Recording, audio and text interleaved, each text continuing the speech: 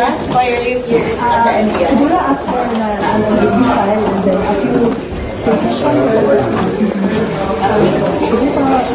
Hi, Attorney. Thank you, attorney. Ay, sorry. Excuse me.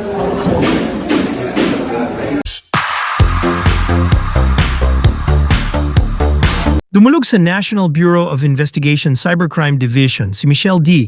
kasama ang kanyang abogado na si Attorney Maggie Garduque, Lunes, February 16. Inireklamo ng cyber libel sa NBI ni Michelle D. ang social media personality na si Sian Gaza. Personal na nagtungo sa NBIR si Michelle para maghain ng reklamong cyber libel laban kay Christian Sian Gaza. Kaugnay ito ng aniyay mapanirang mga post sa social media ni Gaza laban sa kanya. Ilan ding social media pages ang inireklamo ni D sa NBI na may kaugnayan pa rin sa kinakaharap nilang kontrobersya ng kaibigang si Rian Ramos hinggil sa reklamong pambubugbog at illegal detention ng driver ng actress. Matatanda ang una nang naghain ng reklamo si alias Totoy kaugnay ng umano'y pambubugbog at illegal detention na kinasasangkutan ni Rian Ramos, Michelle D. at iba pang sinasabing sangkot. Tingin ko lang kung anong ginawa ni Michelle dito, no? So today, she filed a cyber libel case against Mr. Sian Gaza and 4 Facebook pages. So yun po yung mga nagpapalabas ng mga false news against Michelle. Napakarami na po, halos araw-araw may mga lumalabas na mga maling impormasyon tungkol po kay Michelle. In fact, meron pong isa pa doon na nasa ibang bansa daw siya at tumakas. So here, she's here. Kita nyo naman, never po siya umalis ng bansa. And lagi naman po kaming humaharap sa inyo at sinasabi namin sa inyo kung ano po ang aming mga statement at ano po yung aming stand sa mga allegations sa kanya. So yun po yung purpose, kaya po nandito si Michelle to file that case against these persons and these pages. Michelle, how is everything affecting you right now? Well, of course, I'm human. I've been better, pero may tiwala naman po sa sistema natin. Tapos alam ko rin po na lalabas na ng katotohanan din. Do you feel worried? Do I feel worried? I know I'm on the right side of this. I know that, again, na I put my trust in our system, and I know that lalabas naman po ang mga kailangan lumabas. At am I worried? I'm just happy to be celebrating Chinese New Year very soon. Happy Chinese New Year po sa ating lahat, po may Pachoy. Ano po reaction niya sa paglabas ni Totoy?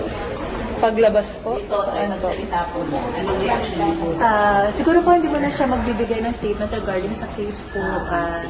Since it's under investigation, so to be safe about it, hindi na lang po muna siya magbibigay ng statement regarding. Yung nakakausap kayo nila Rian Ramos, Syempre magkasama kami sa bahay. So nag-uusap kami araw-araw po.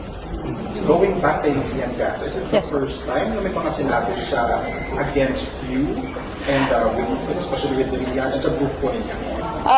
By first time, of course, I've seen things from years back, but let's just leave the case and the details to the necessary departments.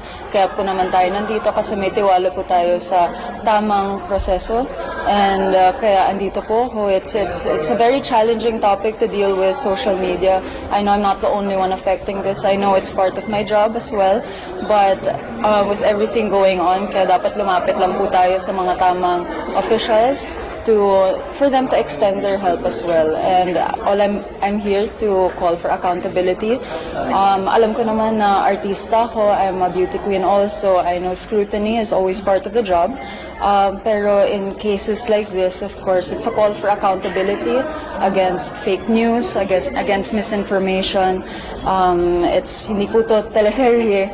Mga totoong buhay po ang naapektuhan. Kaya sana we're diligent in looking for the right news and the right information po. Scrutiny is part of the job. Oh, You yes. don't mind. Ano yung mga fake news na gusto mo linawin? Na especially coming from Sian Gaza and yung mga pages na nagpapalagan.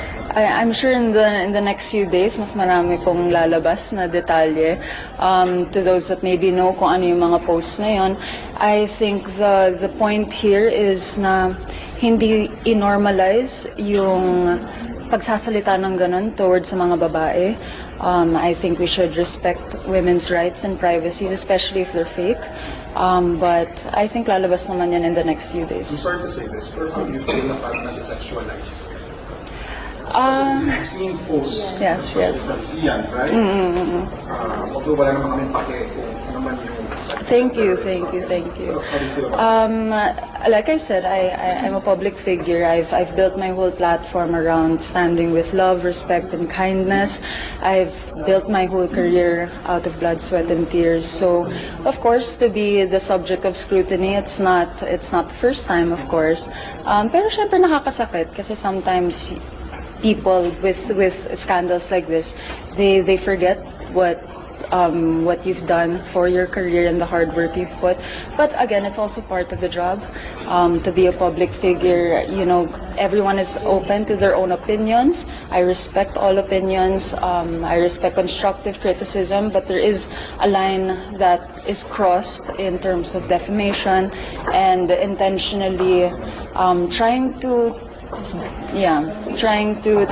take your career out of your hands. And that's why I'm here, just to call for accountability and for everyone to, sana if you're going through the same thing, to just speak up and ask the proper authorities to help you out. message mo kay Sian Gasa? I don't have a message for him. Attorney, sorry ha, yung message mo rin kay Alias Totoy. Wala Sorry, I muna, don't wala have a muna. message for him. Kasi under investigation po siya. So whatever would be that message would be, yun nga, preemptive, di ba, dun sa investigation. Sorry, Michelle, message mo kay Alias Totoy? Wala po. Well, I think my message is just for everybody that continues to support me and what we stand for. Maraming salamat po talaga. I know it's been at least for me and some other people, of course, it's been a rough couple of weeks. We have been better. It's not the way you want to start the new year. Pero alam ko naman po na in the right time, lalabas naman po lahat ng katotohanan. And again, sa lahat na patuloy pa rin ang suporta, maraming salamat po. Ano kung reklamo nito? So bali cyber libel siya. Gusto ko lang klaruhin, no? Siyempre, as a public figure, kahit na subject to scrutiny sila, meron kasing pagkakaiba yung ini-scrutinize mo yung isang public figure, isang celebrity, as opposed to you're saying false information, no? So yung mga hindi makatotohanan. So kaya subject pa rin po sa cyber libel yun kapag may sinabi po kayong hindi totoo doon sa isang public figure. So there's an actual malice to it. So it's tantamount to cyber libel. Is it okay to ask, do you have any injuries in your body? Any injuries other than my heart? Pwede malaman kung anong relevance ng question. Sa dibdib po niya, namumula po kasi. Namumula. Baka ano lang siya. Well, I'm not so sure. Pero I mean, wala naman po. I'm very much alive and well naman.